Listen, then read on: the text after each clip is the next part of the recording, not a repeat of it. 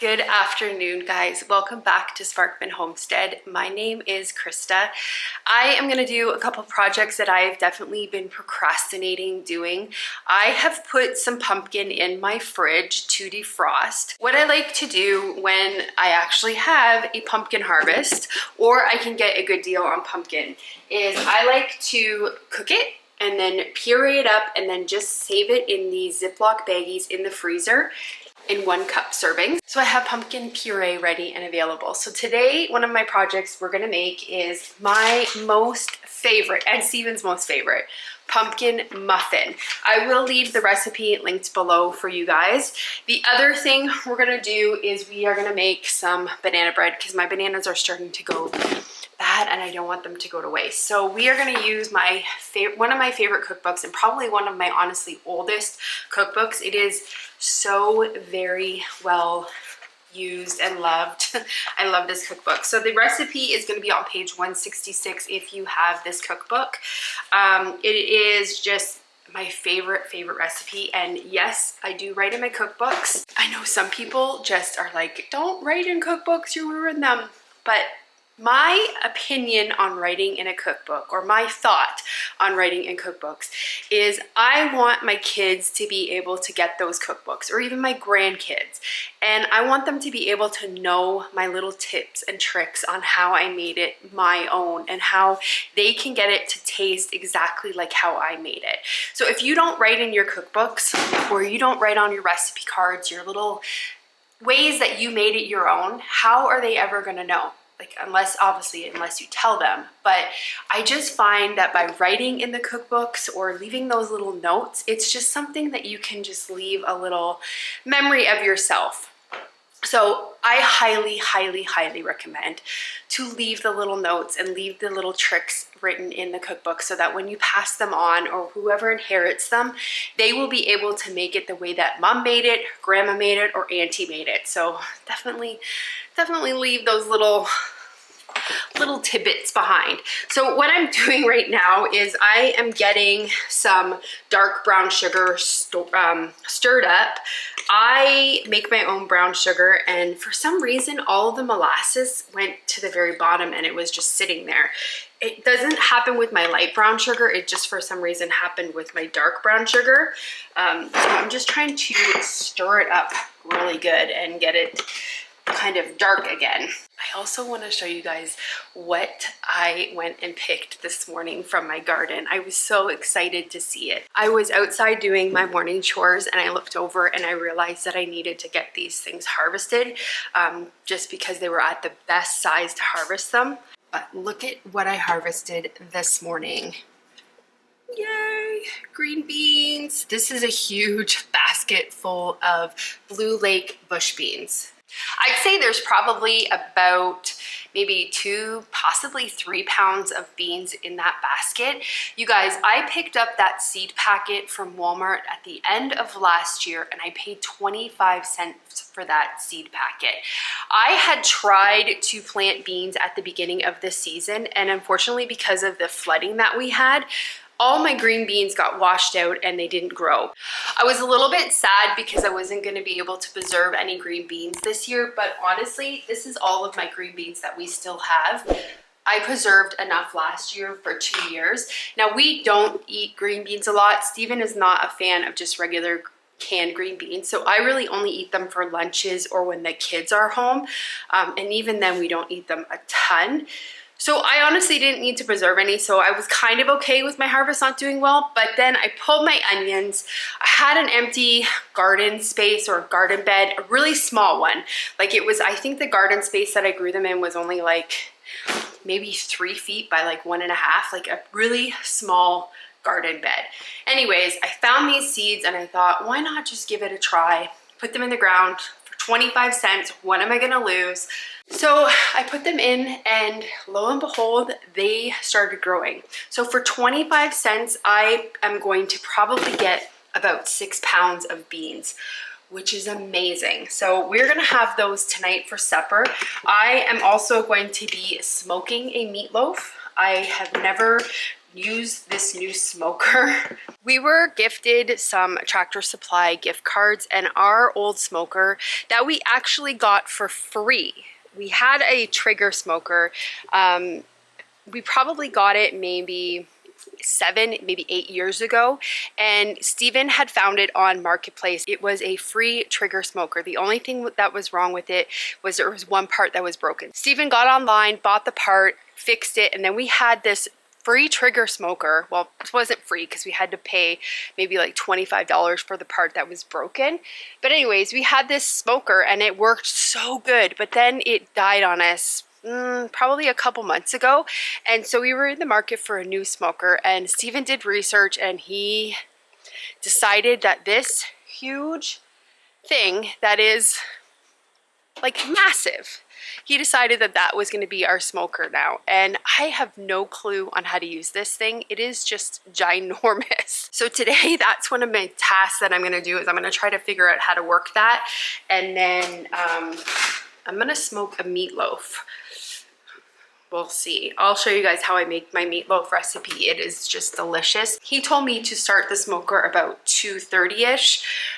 It doesn't need to smoke for very long, and it's only noon. So we'll get that project done after we get some of these other ones done. So let's get started on these pumpkin muffins. I think this is stirred up enough. The recipe that I'm using actually is a pumpkin bread recipe, but I usually never make the bread. We like to have the individual muffins, way better. The other reason I like making individual muffins is because I can freeze what we're not gonna eat. I have 2 pretty big bowls here, so this is what we're gonna use to make our muffins. So to get started, we are going to use some butter. This butter is dripping all over my counter. It was in the fridge and I forgot to take it out to soften it and melted it in the microwave instead of just softening it. There's definitely tricks to soften your butter that's not involving a microwave, but I not use them. And now, because I'm cleaning melted butter up everywhere, wish I would have. You want to use 1 stick or half a cup of softened butter. Next, we want to take 1 cup of a dark brown sugar. I definitely recommend using a dark brown sugar. You really want that dark molasses taste in here. If you do not have a dark brown sugar, you can definitely use a light brown sugar. What you can do is, if you don't have brown sugar or dark brown sugar, is you could actually use just some plain white sugar and then just add some molasses in. I would say add 1 cup of like just a plain granulated sugar, and then maybe about 2 tablespoons, maybe 2.5 tablespoons of a molasses, and that will get you the same thing essentially. Just gonna put my little bear back in here. I love this thing. I got that on Amazon and it keeps my sugar super, super soft. Okay, and then we're gonna use 1 cup of canned pumpkin puree. You do not wanna use pumpkin pie filling. You wanna use the pureed stuff. And like I said before, this is just some pumpkin that I cooked, put in the freezer, or I cooked it, pureed it, and then put it in the freezer. And this is 1 cup serving. I like to freeze them in 1 cup because most recipes call for 1 cup. And then next up, we are gonna add 2 room temperature eggs to this. Because I am using my farm fresh eggs, and I mean, I would probably even do this if I was using store-bought eggs, I do not want to get a bad egg, so I always crack them into a separate bowl and then add them. I have had a couple of times where the egg has been bad, and I am so thankful that I do it this way. Because otherwise I would ruin all of this. We're gonna use a handheld mixer, and we're just gonna mix this until it is all incorporated. I'm just gonna come in and scrape down the sides. That way I can make sure that everything's getting mixed together. There's our wet ingredients. We're gonna take a second bowl now, and we're gonna get our dry ingredients started. We're gonna add 1.5 cups of a all-purpose flour. Next up, we are gonna add 1.5 teaspoons of cinnamon, 1/2 teaspoon of ginger, 1/4 teaspoon of nutmeg, and then a 1/4 teaspoon of ground cloves. We want to add 1 teaspoon of baking powder and 1 teaspoon of baking soda. I just use this because my stuff is kind of clumpy and I don't want to have clumps of like baking powder or baking soda in here. I completely forgot to preheat the oven. Okay, 350 degrees. So we'll have to wait a little bit for that to preheat. Okay, and then we are going to add 1 teaspoon of salt. That's it for the dry ingredients, so we'll just stir these together. My flour is actually pretty clumpy, so I'm gonna just use a sieve just to sift it into my wet ingredients. Then we'll take our hand mixer and we'll blend it together. You wanna mix it until it is just combined. You do not wanna overmix it. I am in my cupboard. I am just grabbing some walnuts. This is one thing that we love to add to them. It just makes them taste so much better. I'm actually not gonna beat these in. I'm just going to end up folding them in. And I'm probably gonna end up using maybe about, I don't know, 3/4 cup of nuts in here. And these are just some walnut pieces. And we'll just stir them in. That way we don't over stir the batter. Add a little bit more. So probably gonna actually add a full cup of nuts in here. All right, I'm gonna get these dishes out of my sink while I am waiting for the oven to preheat. I'm also going to get my cooling racks out and my muffin tins. I'm gonna get my muffin tins lined. I love these baking cups. It is just such an easy, convenient thing to use. It makes them just slip right out, and then it's just easy to eat the muffin on the go also with these. So I use them. I get these ones from Azure Standard, and I bulk up when they're on sale. They're a fairly good price on there. So I can't remember how many muffins this recipe makes, so we'll start with 12 in here. And there's no need to spray them or anything because these things are almost like a non-stick thing. They don't have any bad stuff on them, but the muffins slide right out. It's just, I love them. So we're gonna use our cookie scoop. I don't know, or I call this my muffin scoop. I don't know what size this is. I'm thinking it's maybe like 3 tablespoons. It doesn't have any size on it. It's this big. So we're gonna use that. We're gonna scoop this batter into the muffin tins. And I am potentially overfilling these also. Some of these I have definitely overfilled. So we're just gonna take some batter from this one because too much. Add it to that. I just like to tap it a bit just to kind of get the air out of the bottom. Now some of these definitely, again, are too overfilled and some of them aren't filled enough. So we're gonna have to add a little bit more. Just try to even them out a bit. I wasn't very good with doing my even scoops. And you want them all to kind of cook at the same rate. Okay, those are pretty even now. Our oven is preheated.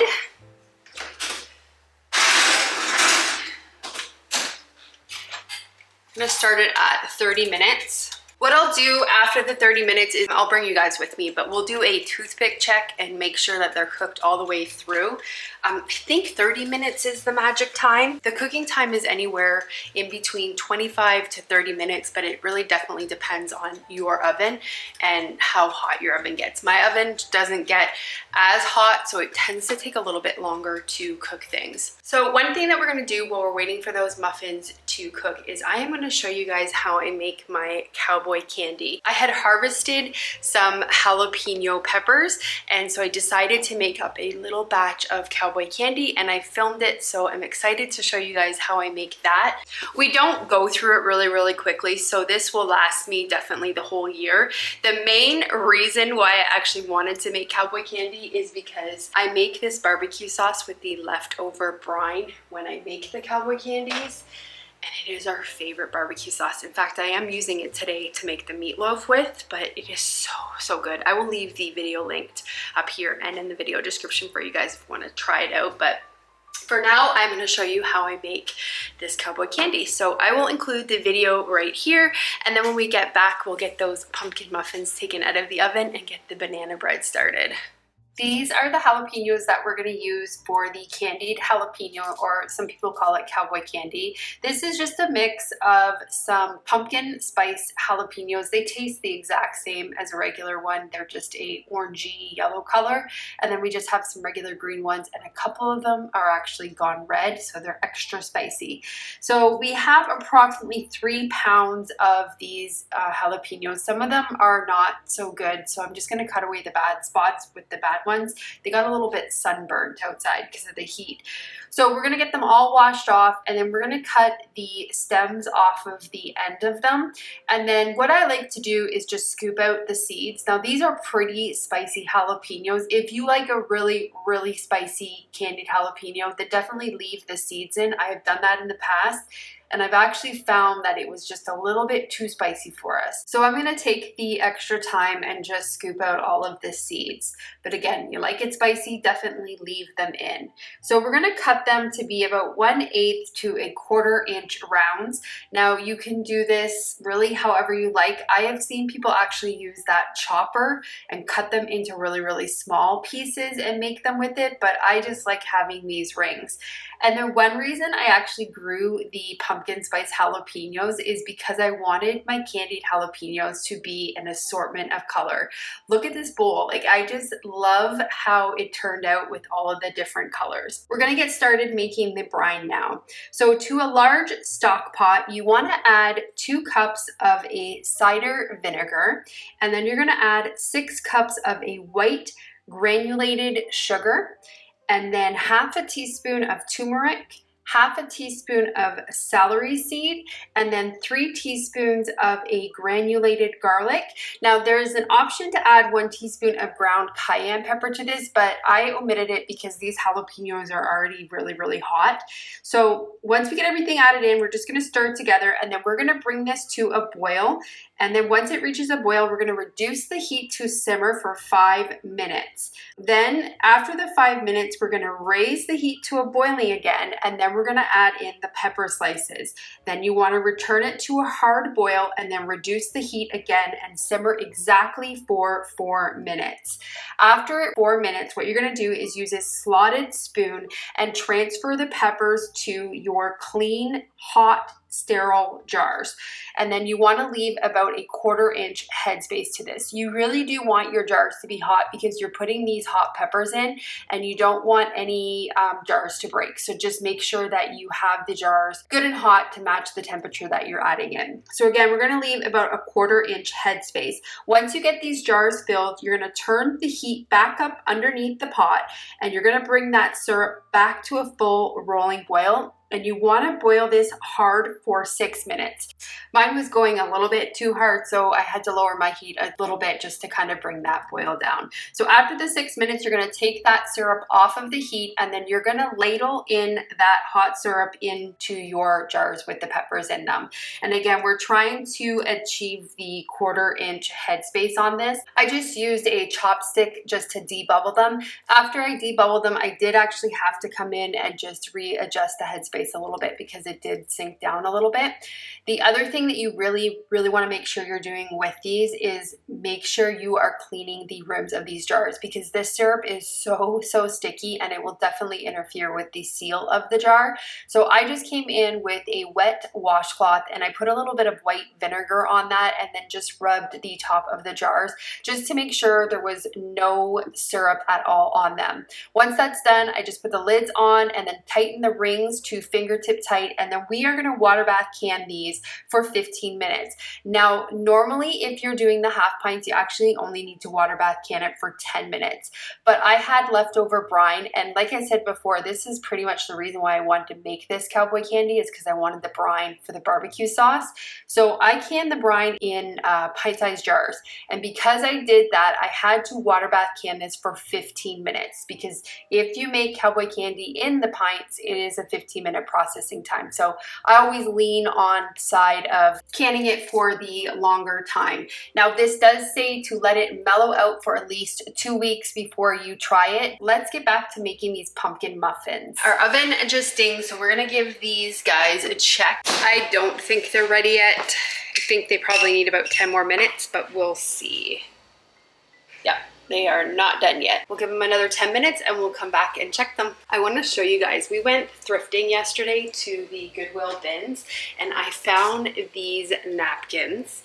They look like a leaf and they're like a linen. They're so amazing. We do not use paper towels, or we try not to use paper towels when we're eating and stuff. I like to have napkins, and I have this really nifty basket, and this is where I keep all of our napkins. And then whenever we go to eat supper or any meal, on the way to the table or wherever we're eating, we just grab a napkin. When I find napkins at Goodwill, I always grab them. So I got a set of 4 of these leaf linen napkins. I'm so excited. I want to show you guys. So I'm just folding them up and just putting them in my basket.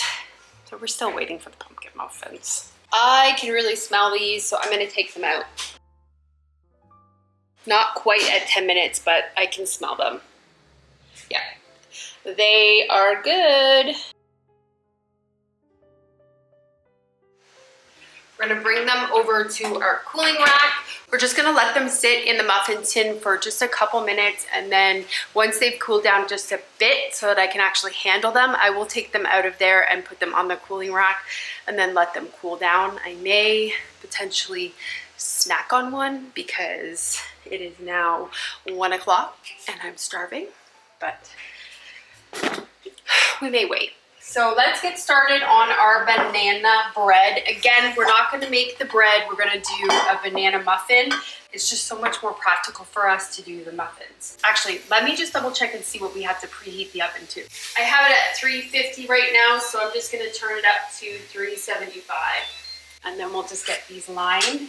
Get that done and out of the way. I seem to remember this recipe making more than 12 muffins. I think it makes the 12 muffins plus a couple of these small ones, so we'll line a little bit of these also. I have the mini muffin liners or baking cups for the little tin also.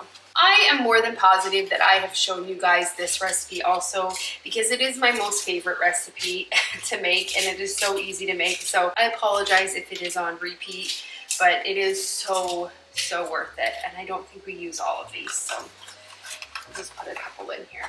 So what we need to do is take 2 room temperature eggs, get them in our bowl. And then we're gonna add 3/4 cup of a granulated sugar. So I'm just using a organic evaporated cane juice. And we're just gonna lightly beat this up. Okay, and then we're gonna use about 3 medium overripe bananas. So mine just look like this.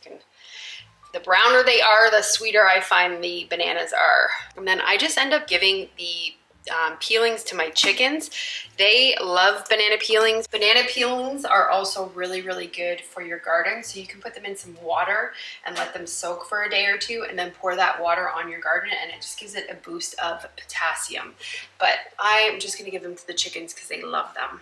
And we're just gonna mash this banana up. You just wanna get it so that the banana and everything is well incorporated and you don't have huge chunks of the banana. You can definitely pre-mash your banana and then add it mashed in, but I just like to save dishes and I just do it all in the same bowl. But if you want to pre-mash it, you can just add the mashed banana in and you don't have to do this step. Next up, we're gonna add 1/2 cup of oil. I'm just going to use a mild tasting olive oil. You could use an avocado oil or just any oil of your choice. Then we're going to add 1/2 cup of some sour cream. You can definitely use a vanilla yogurt in this. That tastes delicious as well. Or you can just use a plain yogurt. Anything is fine. But I'm gonna use sour cream because I like the tanginess that it gives it. Then next, to a separate medium-sized bowl, we're gonna add 2 cups of an all-purpose flour. And then 1 teaspoon of baking soda, and then 1 teaspoon of a baking powder. And then 1/2 teaspoon of salt. And then we're gonna add our dry ingredients to our wet ingredients.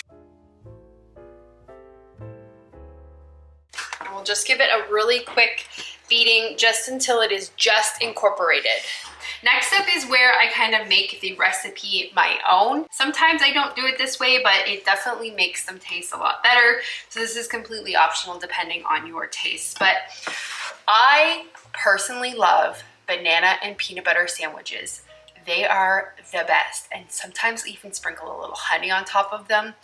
So delicious. Peanut butter and banana sandwiches. If you've never had it, definitely try it. So one thing that I like to do in my banana muffins is I love to add some peanut butter chips. It kind of gives that peanut butter banana sandwich taste. So we're gonna add a little bit of those. And we're probably gonna add maybe about a quarter cup, maybe half a cup. I just eyeball it and we'll fold them in. Yeah, that was probably about a half a cup that I added in there. And then I like to add walnuts. And again, probably about a half a cup of walnuts into this. We're just gonna get these walnuts stirred into here. That's all good. Sometimes I even like to add chocolate chips to these.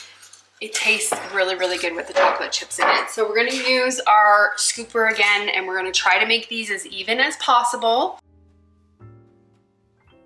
You can see that this is definitely a lot runnier consistency than the pumpkin muffins. So these don't take as long to cook, and you get more muffins out of this batter than you do the pumpkin one, because it's a runnier batter. The cookbook suggests putting these into the oven for 25 to 27 minutes, depending on your oven, but I usually do, again, the 30 minutes just because I find that that's what my oven needs in order to cook them through. But I really do rely more on my smell because I know what they smell like when they're done. So I set the timer, but when I can really smell them, that's when I start to check them to see their doneness. And I'm gonna kill this fly right now. I am not sponsored at all by that company, but I cannot recommend that salt gun enough. It works so good, other than having to clean up salt everywhere. So for the little muffin tins, I just use this one. This one also does not have a number on it. It is a Pampered Chef one though. I think it's like a 1 tablespoon scoop. So we're just gonna fill our mini trays up while the other ones are cooking. I've got all but one spot filled. So what I like to do if I have open spots in muffin tins is I just add a little bit of water to it, and it ends up creating a steam that helps the muffins cook. I never leave an empty muffin tin. Always, always, always fill it with water. So we're gonna wait for the big ones to be done, and then once the big ones are done, we'll put the little ones in, and they take about maybe 20 minutes to cook. I love having these little muffins. They remind me of the ones that you can get in the package at the store. They're just a perfect little bite-sized muffin treat. Perfect for lunch snacks and or school snacks. Anything like that, on the go. Perfect. So we will come back once these banana muffins are coming out of the oven. We're gonna give these a check because I can smell them.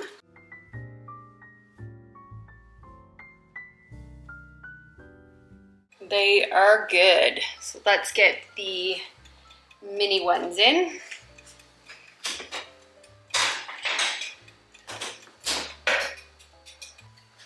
Do the same thing. We'll let these cool for a couple minutes.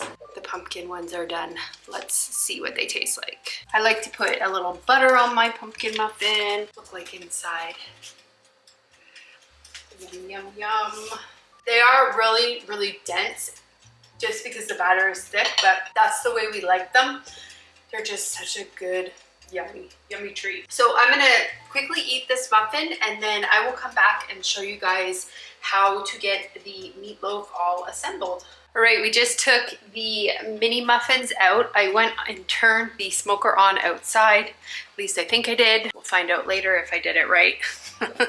So we are gonna get the meatloaf assembled. So I have 2 pounds of ground beef in here. I have clean hands. Take my ring off to do this.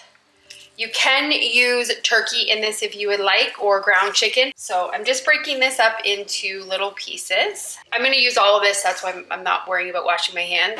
We're gonna use some of our homemade Sweet Baby Ray's barbecue sauce. I was going to use my Cowboy candy one, but I forgot I had this in the fridge and it needs to get used. So we're gonna add probably, with 2 pounds of meat, we're probably gonna add about half a cup of barbecue sauce to this. You can use ketchup if you would like also. I ended up washing my hands because I'm going to be touching some other stuff. So we're going to add about 2 cloves of garlic into this, and then about 1 teaspoon of thyme. You can definitely use fresh thyme in this if you would like. 1 teaspoon of dried oregano, about half a teaspoon of salt. I'm probably going to use about 3/4 of a teaspoon because we're using a little bit more meat. And then a 1/4 cup of Black pepper, I'll probably use about half a cup. Definitely not half a cup, half a teaspoon. If I'm saying cup, I am meaning a teaspoon. Half a cup would be an insane amount of black pepper in this. Okay, now this I am going to refer to as cups because we are going to use a cup. We're going to use about half a cup of some breadcrumbs. This is just some homemade sourdough breadcrumbs that I have. You can definitely use panko breadcrumbs in this if you would like, but we're going to use maybe about 3/4. And then I'm going to say about a tablespoon of Worcestershire, probably more than a tablespoon. And then we're going to get a thing to crack our eggs in because we're going to use 2 eggs in this. And then about maybe a 1/4 cup of Parmesan cheese. I'm just using a mix of this pre-grated stuff and this like shredded stuff, just because I have that and I gotta get it used up. Now the messy part, we are gonna mix this all together. Wash my hands. I have a 1 quart baking dish here. It's just a loaf pan. And I am okay with this getting ruined. I got this at an estate sale, I think for $1/4. So it's gonna be perfect to go in the smoker because it will get ruined going in there. So do not use like a good one if you're gonna smoke this. So we're just gonna fill this up with the ground meat. We're gonna take the leftover barbecue sauce and we are just gonna put it on top and then just spread it evenly over top of the meatloaf. We're gonna try to figure out how to open this thing up. Here we go. Have it on the smoke feature right now. So we are gonna just put it on this shelf. And we are gonna let this smoke until probably about 435-ish. So it's set at 150 degrees. I just want the smoke flavor to get in it. And then once the smoke flavor kind of gets in it, I'll have Steven come out and then turn it probably on about maybe 350 and then we'll finish cooking it out here. I want it to smoke for at least a couple hours just to get it good and yummy. If you do not have a smoker, you can definitely cook this in the oven. You just want to preheat the oven to 350 degrees and then you want to cook this for about 40 minutes or until it is completely cooked through. Now I have found by using those loaf pans sometimes with the particular ground beef that I'm using, because it is home raised ground beef, it tends to be a little bit more greasier, so the grease kind of sits in the bottom of the pan. So what I like to do normally if I'm cooking in the oven is actually just take a baking sheet, line it with tin foil, and then just shape a loaf. I find that it tends to cook a little bit more evenly and in that 40-minute time frame. I really do love meatloaf. I find that meatloaf actually just tastes like a hamburger. I make my burgers almost the same way that I make a meatloaf. So to me, a meatloaf is just essentially just another burger, but it's called a meatloaf. I was actually curious about these green beans, so I thought I would weigh them out, and it is 4 pounds and 14.3 ounces. So almost 5 pounds of green beans. And I still have probably another, I would say if that's 4 pounds, I probably have another 4 pounds still out there. Once Steven got home, he finished off the meatloaf for me. So with this particular meatloaf, you're looking for an internal temperature of about 160 degrees. So this one reached to that point. The other thing I forgot to do with this smoker was put water in it, but Steven noticed that when he got home, so he just topped the smoker off with some water. The house smells amazing. This is it. There is a lot of grease in there. But that's what I said normally happens when you cook it like that. But it smells really, really good. And there's supper tonight. We have these green beans. I just sauteed these fresh green beans in a little bit of butter, some garlic, salt and pepper, and then just a splash of lemon juice. Super delicious. We got our meatloaf. We took it out of the pan so that we could drain it a bit. And then we have our mashed potatoes. Oh, I'm so excited for tonight's supper. That's it for today. I hope you guys enjoyed today's video, and I hope you have a great day or night whenever you're watching this, and I will see you on the next video. Bye, guys.